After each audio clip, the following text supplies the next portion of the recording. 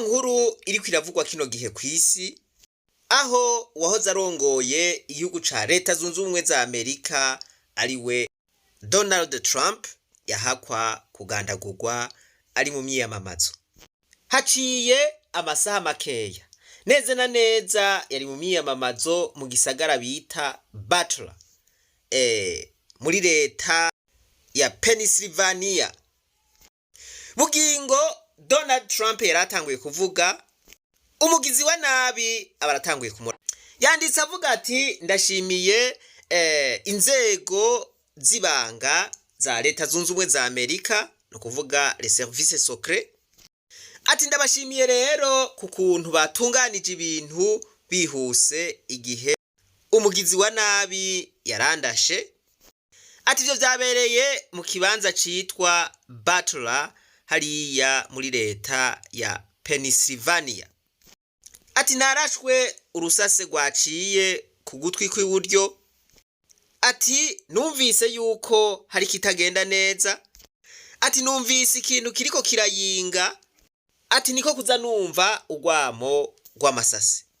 Umvikana ko bakurashe, wewe wumva urwamo rw'amasase uza warangiye.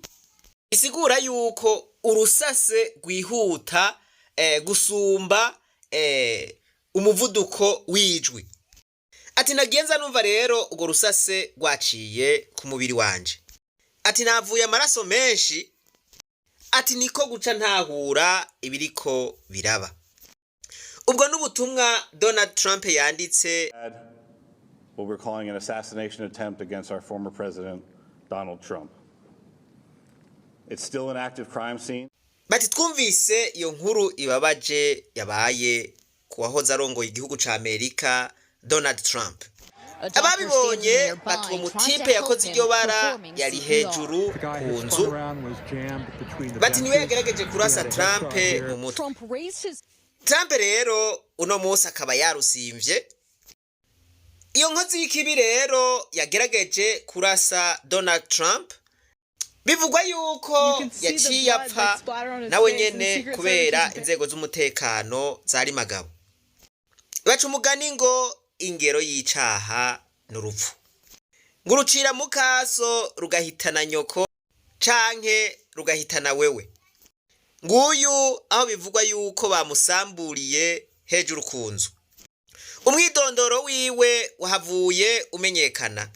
Bamujumeye ga yemwe ngo tipu.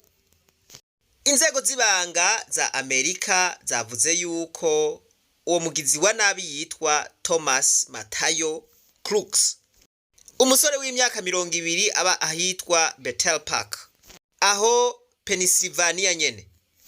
Bavuga yuko amatohoza kibandanya kandi bagasaba umuntu wese afise inkuru kuri ivyo bintu ko yoyitanga. Uyu muhungu rero yaheruka kwibonekeza avuga yuko yanka urunuka Trump. My name is Thomas Matthew Crooks. I hate Republicans, I hate Trump, and guess what? Ati je nitwa Thomas Matthew Crooks. Ati ndanka abarepublike kandi ndanka Trump. Ati none murazi kigiye kuba. Voilà, icyakurikiye nuko ahejeje kurangiza nabi. Bibiri yiti ingero y'icaha n'urupfu. Iyo urongowe canke uganjwe n'urwanko nta handi biba biriko biragutwara atari mu rupfu. Ibi bihejeje kuba nibaza yuko twese vyotubera icigwa. Umuntu wese agira imigabo mibi yo kugirira abandi nabi, we hari naho ariwe abatanga. Bishika ntabatange nawe nigo ruba rumurindiriye, aca abaragwitega akabaragwitegurira. Umuntu yigamba ngo jewe ndanka naka ngo no mukuraho no mwica no mugirira nabi, wewe ni uzosanga vyahindutse ukamutanga mu kuzimu. Voilà, ubu Trump ariho ariko arigendera. Uwundi nawe ubu ari chini ya udongo. Iki twese co tubera icigwa gihambaye kuri ino si. Kandi rero ababiteye canke abiyumviriye kubikora aha barahejeje kumugirira publicite, barahejeje kumugirira kampanye, hava bingora gukekeranya ko Trump atari we agiye gutsinda muri aya matora. Uku rero niko abantu biyumvira yuko bagushikanyeyo bariko barakugirira nabi, basanga ahubwo bagushikanye ku yindi ngazi, ahubwo ingazi yo ku rwego rwo hejuru. Ugasanga bagushikanye ku ndoto zawe, bari bazi ko bariko barakugirira nabi. Uzumenye ko uko bazoguhagurukira kukugwanya ariko uzoba uri kuregera intsinzi yawe. Abansi bawe ni ingazi yawe igushikana ku ndoto zawe. Kandi ni wavuga ati ubwa mbere ntibakumenya canke barakwirengagiza, ubwa kabiri baragutwenga, ubwa gatatu barakugwanya, ubwa kane uca utsinda.